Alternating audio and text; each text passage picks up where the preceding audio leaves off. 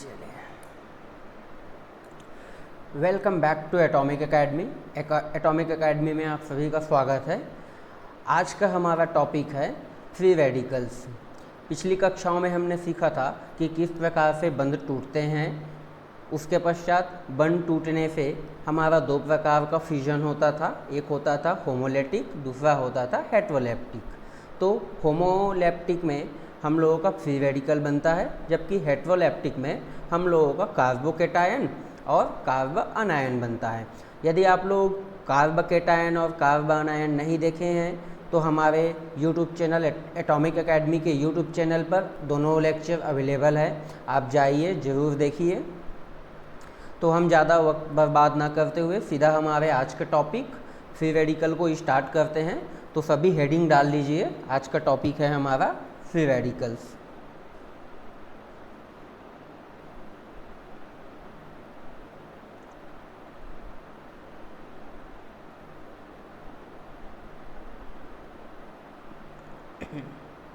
Free radical, सबसे पहले हम डेफिनेशन जानेंगे कि फ्री रेडिकल किसे कहते हैं। तो free radical it is a odd electron species, मतलब एक अनपेयर्ड इलेक्ट्रॉन इनके पास होगा ही होगा। आइए इसको और अच्छे से डिटेल से समझते हैं। मान लो कि कोई आपका एक रिएक्टेंट है, कुछ थोड़ा है, चलो मान लो कि कोई आपका रिएक्टेंट है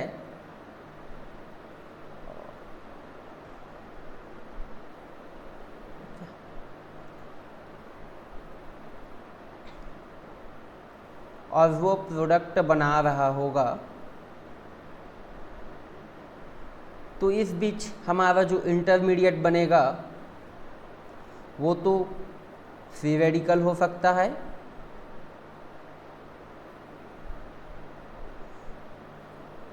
या तो कार्बोकेटायन हो सकता है, कार्बोकेटायन, या फिर हमारा कार्ब अनायन हो सकता है। इसके अलावा और भी हैं जो कि होते हैं कार्बिन और नाइट्रिन। इसके अलावा और भी हैं जो कि हो सकते हैं कार्बिन प्लस नाइट्रिन। तो मुख्य अभी हमने क्या क्या देखा है, कार्बोकेटायन को देखा है और कार्ब अनायन को देखा है। ये बनते क्यों हैं, तो जो पुराने बंध होते हैं इस रिएक्टेंट के वो टूटता है, तभी तो हमारा एक नया प्रोडक्ट बनेगा ना, तब हम उसको एक अभिक्रिया बोलेंगे। अभिक्रिया या फिर रिएक्शन उसको बोलते हैं जब कोई पुराना बंध टूटकर नया बंध बना लेता है, या फिर दूसरे शब्दों में कहें पुराने पदार्थों से नए पदार्थों का बनना, यह एक अभिक्रिया कहलाती है। ओके, आइए हम फ्री रेडिकल के स्ट्रक्चर को देखते हैं। तो हेडिंग डाल लीजिए स्ट्रक्चर ऑफ फ्री रेडिकल।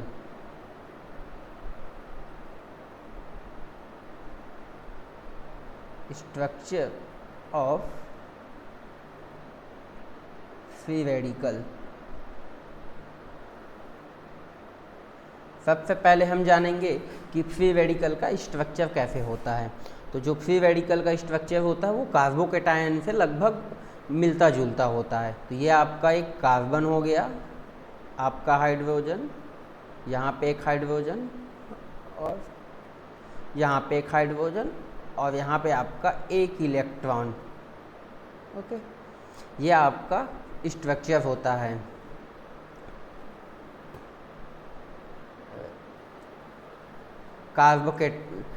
मुक्त मूलक का, जो कि लगभग कार्बोकेटायन के जैसा ही होता है। आइए इसके कैरेक्टरिस्टिक्स को देखते हैं। तो पहला पॉइंट लिखिए, देखो दिख रहा है इसमें एक इलेक्ट्रॉन है, मतलब इसको हम बोलेंगे ऑड इलेक्ट्रॉन स्पीसीज। ओके, दूसरा पॉइंट देख लीजिए, ये कैसे फॉर्म होता है, तो formation by homolytic fission. Okay, formation bye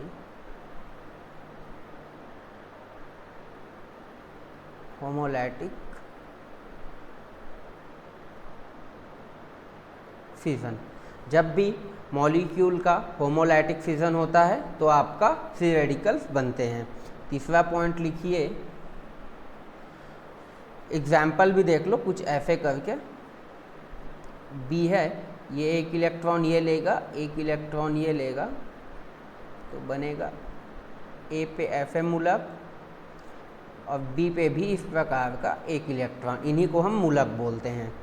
okay, third point होगा इट इज़ अ पैरामैग्नेटिक। क्या होगा third point? It is a paramagnetic. Paramagnetic क्यों है? तो अनपेयर्ड ऑफ इलेक्ट्रॉन प्रेजेंट है, जहाँ पे भी अनपेयर्ड इलेक्ट्रॉन प्रेजेंट होते हैं वह स्पीसीज पैरामैग्नेटिक होता है। पैरामैग्नेटिक कहने का मतलब चुंबकीय व्यवहार दिखाएगा, प्रतिचुंबकीय होगा, अनुचुंबकीय होगा। चौथा पॉइंट लिखो। अब इसका शेप कैसा होगा? तो ये होगा ट्राइगोनल शेप। थोड़ा गड़बड़ कर दिया, ये होगा कैसा शेप? Trigonal planner. और जहाँ पे भी ट्राइगोनल प्लानर होता है वो sp2 संकरण होता है, 120 का बॉन्ड एंगल बनता है। ये जो स्ट्रक्चर है वो सिंपल सा ट्राइवेलेंट स्ट्रक्चर है, sp2 संकरण है, ट्राइगोनल प्लानर है, 120 डिग्री इसका बंद कोण होगा। आइए अब हम इसके स्टेबिलिटी को देखते हैं। स्टेबिलिटी, नेक्स्ट पॉइंट डाल लीजिए, stability of free radical.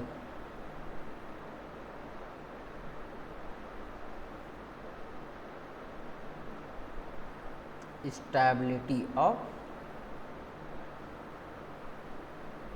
Free radical.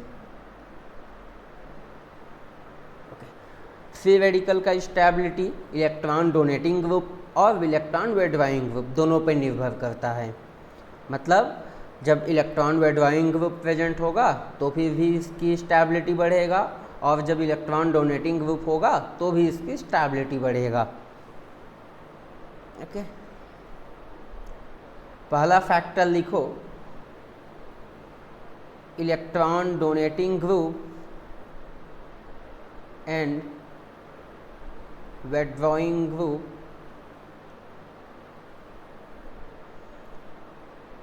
both are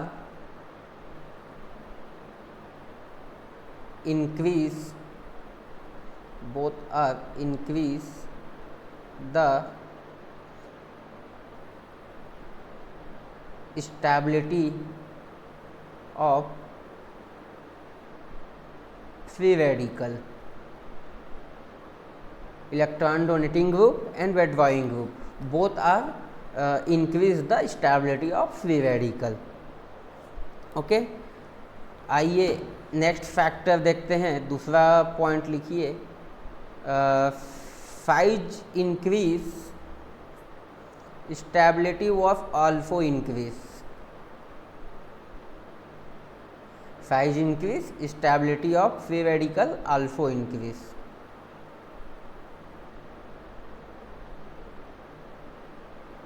okay, दूसरा पॉइंट भी हो गया। इलेक्ट्रॉन डोनेटिंग ग्रुप मतलब आपके कौन कौन से होते हैं? इलेक्ट्रॉन डोनेटिंग ग्रुप मतलब होते हैं आपके, देख लो,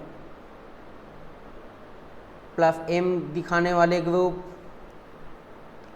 +r दिखाने वाले ग्रुप, +i ग्रुप दिखाने वाले ग्रुप। इलेक्ट्रॉन विड्रॉइंग ग्रुप कौन कौन होते हैं? तो -m, -r और -i। इलेक्ट्रॉन डोनेटिंग ग्रुप कौन होते हैं? +m, +r, +i। +m का मतलब होता है मेसोमेरिक इफेक्ट ना, +r का मतलब होता है रिजोनेंस, +i का मतलब होता है इंडक्टिव इफेक्ट। तो ये दोनों चीज़ें आपको पता होनी चाहिए।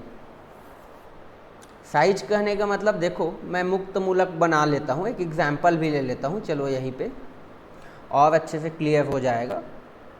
मैंने बोला था कि साइज बढ़ता है तो स्टेबिलिटी ऑफ फ्री रेडिकल भी बढ़ता है। तो मैं लेता हूँ एग्जाम्पल में हैलोजन्स लेता हूँ, क्लोरीन 2, आयोडीन और ब्रोमीन, ये मैंने ले लिया। ओके, इसको नाम दिया A, B, C और D। सबसे टूटने के बाद बनेगा, यहाँ पे बनेगा F रेडिकल, यहाँ पे बनेगा Cl रेडिकल और यहाँ पे बनेगा I रेडिकल और यहाँ से बनेगा आपका B रेडिकल। ओके तो देखो सबसे बड़ा साइज किसका है, तो C का, उसके बाद सॉरी ये D है ना,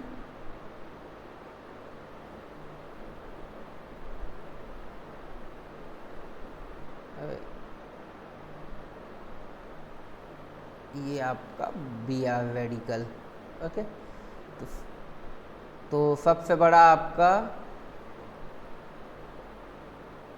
हो जाएगा I रेडिकल, फिर आपका ब्रोमीन रेडिकल, फिर आपका क्लोरीन रेडिकल और लास्ट में आपका fluorine radical.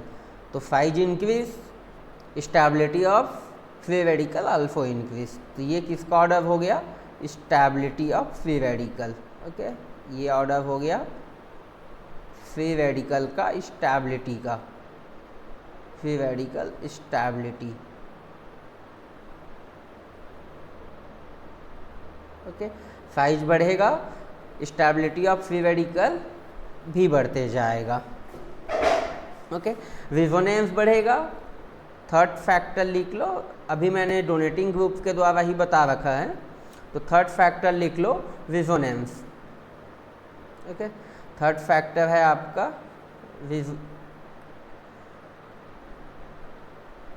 Resonance.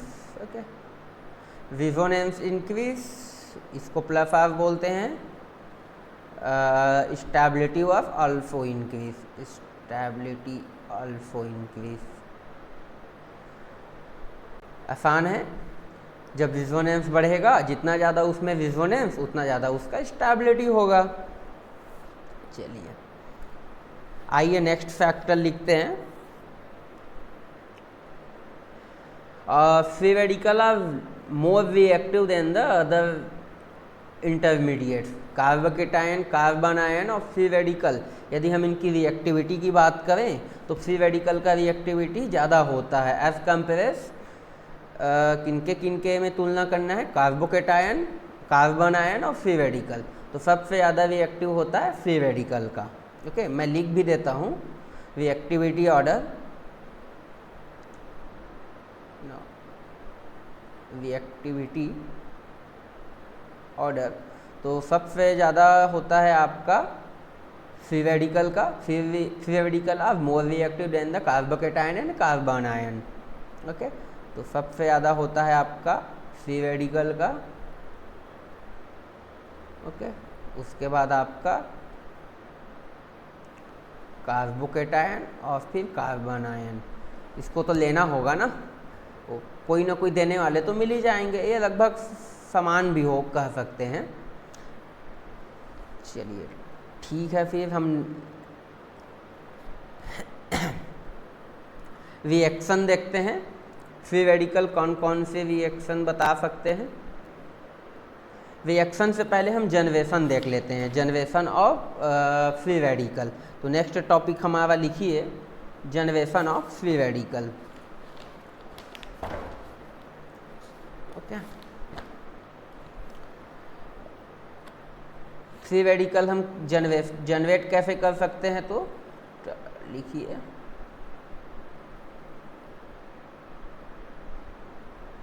Generation of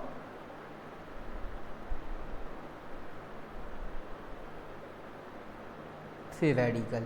तो फ्री रेडिकल जनरेशन के लिए सबसे पहले हमको किसकी आवश्यकता होगा, तो लाइट की आवश्यकता होगा या फिर परऑक्साइड की आवश्यकता होगा। तो देखो सबसे पहले आपका जो रिएक्टेंट है वो कैसा होना चाहिए, होमोएटॉमिक, तब आप फ्री रेडिकल जनरेट कर सकते हो। दूसरा आपका क्या होना चाहिए, जिनकी विद्युत ऋणात्मकता जो ई एन डिफरेंस है, ई एन डिफरेंस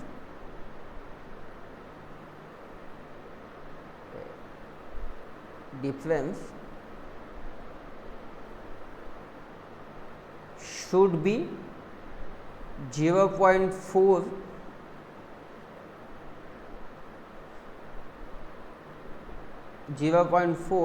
और लेस देन 0 पॉइंट। ओके, ये पॉइंट ज़्यादा इम्पॉर्टेंट है आपका, जो मैंने अभी लिख रखा है ना कि विद्युत ऋणात्मकता का जो अंतर है वो कितना होना चाहिए, 0.4 या फिर 0.4 से कम होना चाहिए। ये दोनों पॉइंट आपको काफ़ी इम्पॉर्टेंट हैं। इसी से बहुत सारे आपके ऑर्गेनिक अभिक्रियाएं सॉल्व होगा। आप पहचान पाओगे कि उसमें फ्री रेडिकल बनेगा कि नहीं बनेगा। यदि देखो अब 0.4 कहने का मतलब कि मैंने लिया एक हाइड्रोकार्बन, कार्बन का होता है 2.5, हाइड्रोजन का विद्युत ऋणात्मकता होता है 2.1, इन दोनों का डिफरेंस निकालेंगे तो आएगा 0.4। मतलब ये आपका नॉन पोलर है, इसमें कोई चार्ज नहीं बनेगा। यदि हम इसमें धूप देंगे या फिर लाइट देंगे, ओके, एच न्यू का लाइट देंगे तो आपका क्या बन जाएगा, कार्बन पे रेडिकल प्लस हाइड्रोजन पे रेडिकल। ओके, अब जब होमो एटॉमिक होगा तो अभी हमने देखा था कि होमो एटॉमिक क्या करता है, जैसे ये Cl2 हो गया, आपका H2 हो गया, C2 हो गया, N2 हो गया, इनमें हम लाइट डालेंगे, ये सब में हम क्या डालेंगे, लाइट डालेंगे, तो क्या हो जाएगा यहाँ पे Cl प्लस Cl, ये आपका रेडिकल बन गया। यहाँ पे हाइड्रोजन प्लस हाइड्रोजन रेडिकल बन गया। यहाँ पे आपका carbon radical plus carbon radical बन जाएगा। और यहाँ पे nitrogen radical plus nitrogen radical.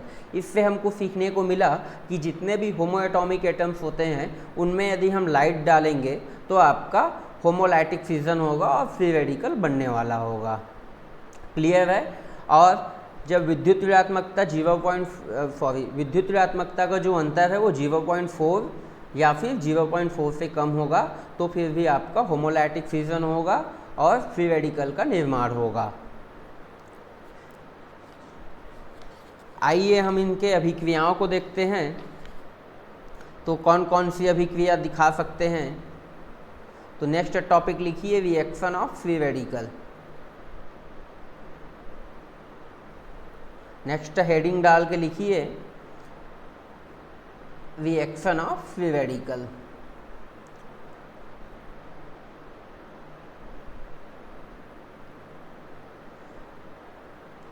ये बहुत ज़्यादा इम्पॉर्टेंट है ना, जो फ्री रेडिकल का रिएक्शन है वो।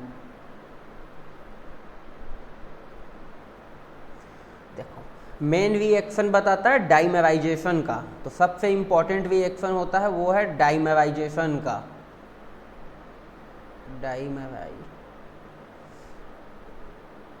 डाइमेराइजेशन का मतलब होता है आपस में जुड़ना। इसके डाइमेराइजेशन का काफ़ी सारा रिएक्शंस है। डाइमेराइजेशन मतलब आपका एक क्लोरीन प्लस ये क्लोरीन, ये दोनों आपस में बना के Cl2 बना लेंगे। या फिर दूसरा देखो, एक क्लोरीन प्लस एक हाइड्रोजन, ये दोनों आपस में मिलके HCl बना लेंगे। या एक ब्रोमीन प्लस एक हाइड्रोजन मिल के आपका HBr बना लेंगे। तो इस प्रकार ये डाइमराइजेशन रिएक्शन शो कर सकते हैं। ओके, ये तो नॉर्मल सा एडिशन अभिक्रिया है। ओके, ये है आपका डाइमराइजेशन।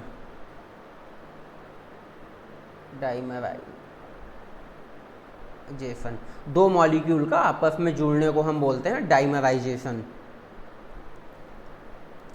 आइए इनके दूसरा रिएक्शन देखते हैं हम, जो कि है एडिशन रिएक्शन। जो फ्री रेडिकल है वो बता सकते हैं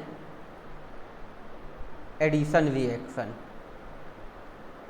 हेडिंग डाल लीजिए एडिशन रिएक्शन का। तो देखो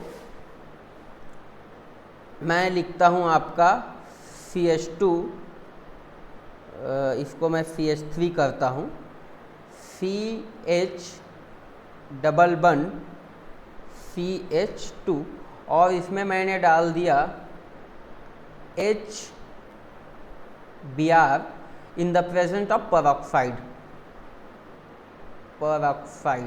परऑक्साइड का फार्मूला H2O2। ये परऑक्साइड आपका रेडिकल जनरेट करने का काम करता है। ओके, ये H न्यू भी बोल सकते हो। तो रेडिकल जनरेट होगा तो क्या बनेगा, देखो H radical plus bromine radical. Okay, ठीक इसी प्रकार से इसमें भी रेडिकल जनरेट होगा तो क्या होगा, रेडिकल जनरेट होने के बाद CH3 CH2, एक रेडिकल यहाँ पे, एक रेडिकल यहाँ पर। ओके, अब इन दोनों में हमको एडिशन कराना है। तो अब देखो इम्पॉर्टेंट पॉइंट क्या है कि हाइड्रोजन और जो ब्रोमीन है वो कहाँ कहाँ पे जुड़ेगा। देखो हमारे पास दो पोजीशन है, एक A पोजीशन और ये आपका B पोजीशन। तो देखो जो परऑक्साइड यदि दिया होगा तो एंटी मार्कोनी का आपका नियम यूज़ करेंगे, और यदि आपको परऑक्साइड गिवन ना हो तो हम मार्कोनी का आपका नियम यूज़ करेंगे। एक बार और मैं लिख भी देता हूँ, जब परऑक्साइड हो H2O2, इसको हम परऑक्साइड बोलते हैं। जब परऑक्साइड प्रेजेंट होता है तो हम यूज़ करते हैं एंटी मार्कोनी का। अभी मैं बताऊंगा एंटी मार्कोनी का क्या होता है। मार्कोनी का, और जब आपका सिंपल सा H न्यू प्रेजेंट होगा या लाइट दिया होगा, परऑक्साइड को छोड़िए कुछ भी दिया होगा, तो आपका होगा मार्कोनी का।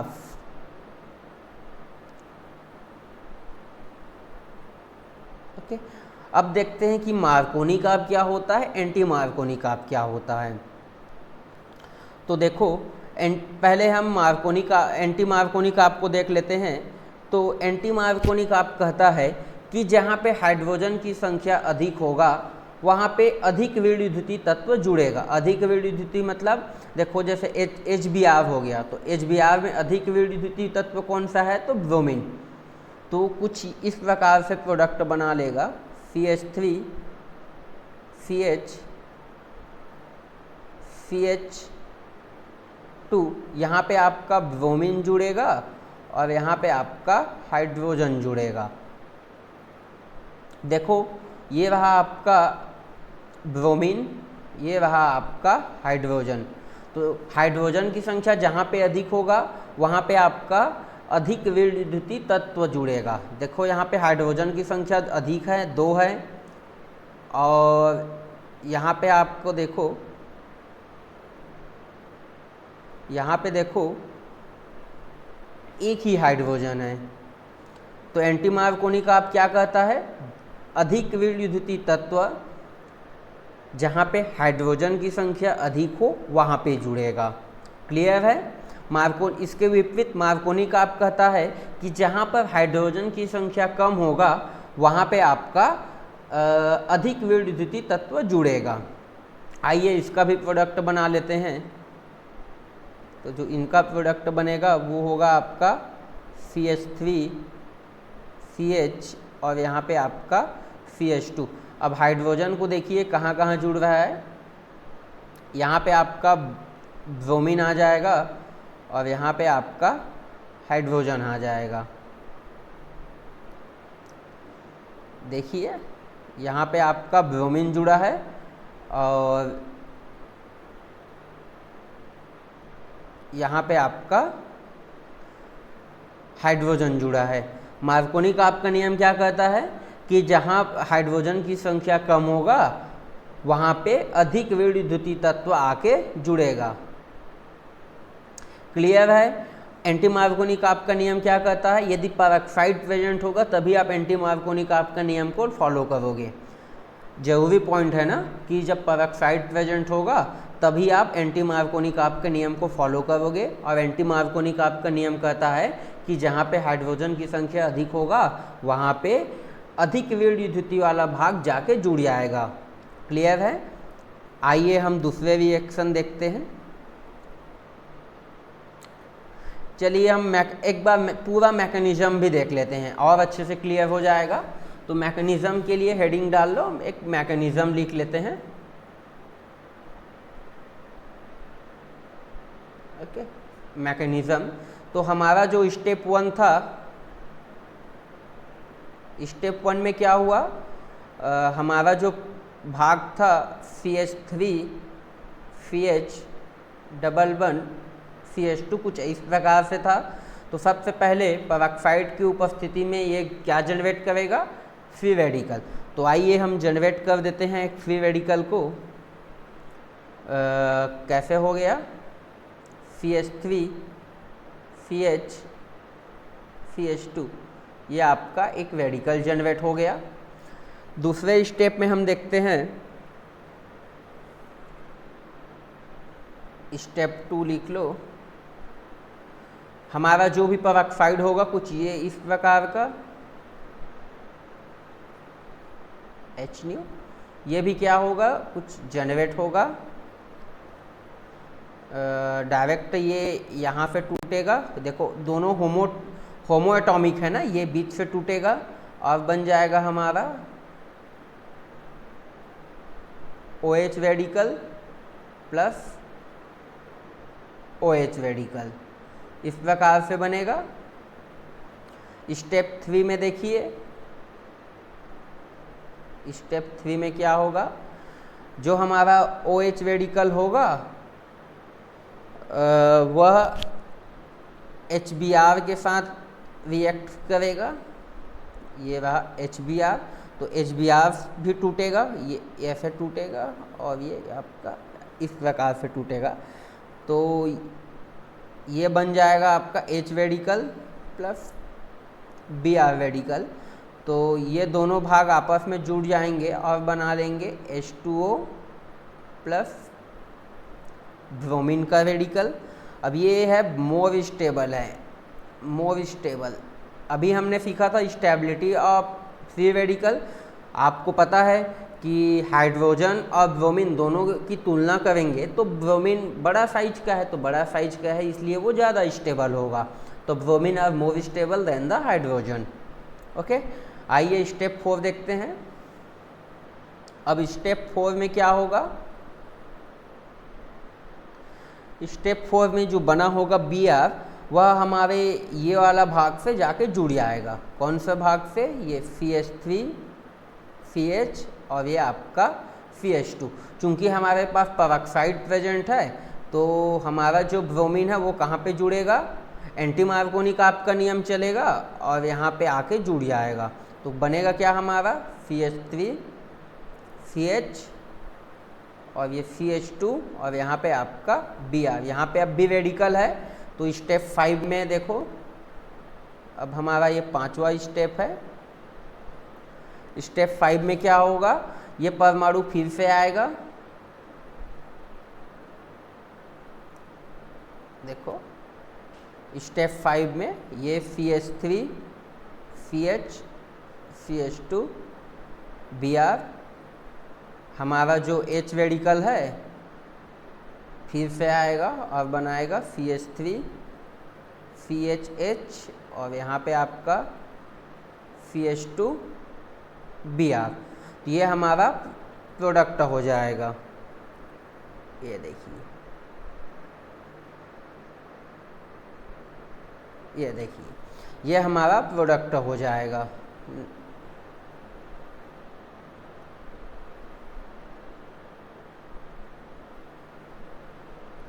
ये है हमारा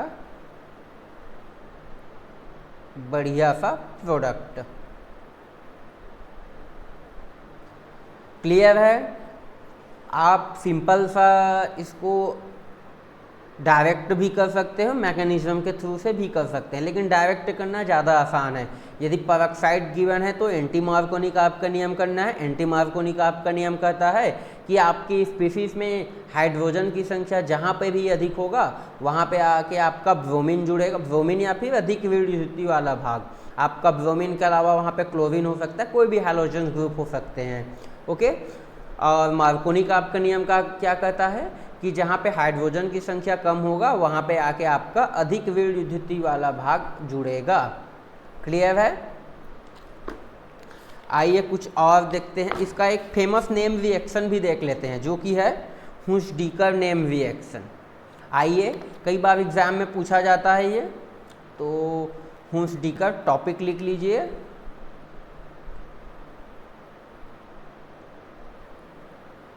हुंस-डीकर रिएक्शन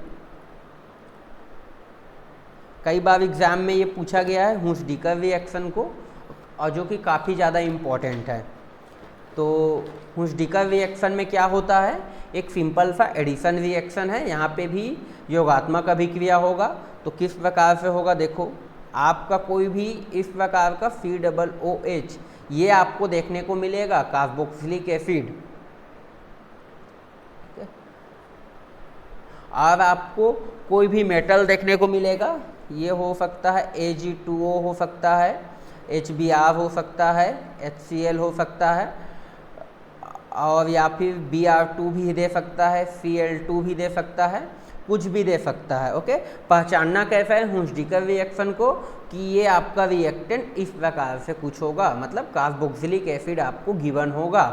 उसके साथ आपको एडिशन कराने के लिए Br2 देगा, Cl2 देगा, या HBr देगा, या HCl देगा। सिर्फ एडिशन आपको कराना है। तो एडिशन कैसे कराओगे, तो इन दोनों को आपको हटा देना है और यहाँ से आपको R और आपका X को जोड़ लेना है। कुछ भी X मतलब आपका X equal to chlorine, bromine, iodine, कुछ भी हो सकता है। आसान है। मैकेनिज्म देखेंगे तो क्या होगा, आइए मैकेनिज्म देख लेते हैं इसका। एकदम आसान है। तो देखो सबसे पहले क्या होगा, हमारा जो ये प्रोडक्ट होगा डबल बॉन्ड OH, तो कोई भी हमारा एक बेस की तरह पहले एक्ट करेगा। ये जो Ag2 है इसके जगह पे कोई बेस भी दे सकता है। ओके, तो ये हमारा जो बेस है मान लो वो आपका हो जाएगा कुछ इस प्रकार का, डबल बॉन्ड O, और यहाँ पे आपका नेगेटिव चार्ज। अब ये नेगेटिव चार्ज इस प्रकार से स्टेबलाइज करेगा और आपका डीकार्बोक्सिलेशन रिएक्शन या फिर फ्री रेडिकल रिएक्शन पॉसिबल होगा। हम दो तरीके से मैकेनिज्म देखेंगे। तो हमारा अभी हमने लिया है Ag2O, तो Ag2O को देख लेते हैं। तो Ag2O में क्या हो जाएगा, O पे नेगेटिव एंड द Ag। आसान है। अब हमारा जो Br2 का रेडिकल बना होगा, ये अभी देखो जो हमारा Br2 होगा कुछ इस प्रकार से होगा। ये रेडिकल बनाएंगे, ये Br radical plus Br radical, ये यहाँ से आपका एक रेडिकल बनेगा। ओके, ये भाग वाला यहाँ जाके जुड़ जाएगा और आपका जो बनने वाला प्रोडक्ट होगा वो कुछ इस प्रकार से होगा, R radical plus Br radical, ये दोनों आपस में जुड़ के बना लेंगे R और Br। ये हो जाएगा आपका प्रोडक्ट। ओके, बस आपको स्टेप वाइज चलना है। आपको पता है कि ये Br2 कैसा है, आपका होमो एटॉमिक है। हमने देखा था कि जितना भी आपका होमो एटॉमिक होता है वो कैसा फ्यूजन बनाता है, फ्री रेडिकल्स बनाता है। जितना भी आपका होमो एटॉमिक होगा वो आपका क्या बनाएगा, फ्री रेडिकल बनाएगा। ओके, तो ये फ्री रेडिकल बना लिया Br2। उसके बाद यहाँ पे देखो विद्युत ऋणात्मकताओं में अंतर कितना होता है, कार्बन और कार्बन के बीच 0 होता है। ये भी R मतलब क्या है, कार्बन है, यहाँ पे भी क्या है, कार्बन है। इन दोनों का फ्यूजन से इन दोनों को जब बंद तोड़ेंगे तो क्या बनेगा, आपका रेडिकल बनेगा, और ये दोनों रेडिकल आपस में जुड़ के एक प्रोडक्ट बना लेंगे। ऐसा ही होता है। फ्री रेडिकल का chain initiation, chain propagation and chain termination, यही स्टेप होता है। चलिए आइए एक आध और एग्जाम्पल कर लेते हैं इसी चीज का। ट्विक्स देख लो, मैं डायरेक्ट ट्विक बताता हूँ। देखो हुस्डिका रिएक्शन का ट्विक देखो, सबसे आसान है। ट्विक्स देखो, ये आपका हो गया OH, आपको गिवन होगा Ag2O Br2, क्या करोगे डायरेक्ट RBr लगा दोगे। आइए दूसरा देखते हैं एग्जाम्पल। मान लो आपका कुछ इस प्रकार से गिवन होगा, ओके, और यहाँ पे लगा दो COOH, हमारा सेम टू सेम यही गिवन होगा Ag2O Br2। आपको क्या करना है, सिंपल सा Br कर क्या रहे हैं हम, ये COOH ग्रुप के जगह पे कुछ जोड़ते जा रहे हैं, जो भी आपका होमोएटॉमिक से रेडिकल बना होगा। ये Br2 है आपका, ओके, चलो ये आपका Br2, ये भी आपका Br2, ओके। तो COOH को हटाना है, Br को जोड़ना। Br मतलब कोई भी आपका होमोएटॉमिक होगा, यहाँ पे आपका Cl2 भी हो सकता है, I2 भी हो सकता है, कुछ भी हो सकता है, ठीक है। COOH को हटाना है, हुस्डिका रिएक्शन की पहचान, और वहाँ पे ब्रोमीन को लाके जोड़ना। ब्रोमीन या फिर कोई भी आपका होमोएटॉमिक जो रेडिकल बनाया होगा उसको लाके जोड़ना है। यदि आपका रेडिकल हाइड्रोजन है तो आप हाइड्रोजन को ही जोड़ेंगे, कोई बड़ी बात नहीं है, ओके। चलिए फिर आज के क्लास को हम यहीं स्टॉप करते हैं। आप सभी के लिए एक छोटा सा प्यारा सा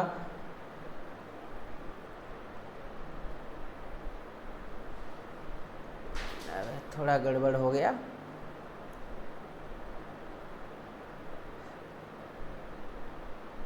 thank you, keep watching, okay. हमारा वीडियो आप लोग देखते रहिए। यहाँ पे आप लोगों को केमिस्ट्री से संबंधित हर रोज़ एक नए लेक्चर आपको मिलते रहेगा। अभी हमारा सीरीज चल रहा है 0 to हीरो सीरीज। यहाँ पे आपको केमिस्ट्री बेसिक से एडवांस लेवल का सिखाया जाएगा। आज का लेक्चर में इतना ही, मिलते हैं हम हमारे नेक्स्ट लेक्चर में। तो सभी के लिए तब तक के लिए थैंक यू सो मच।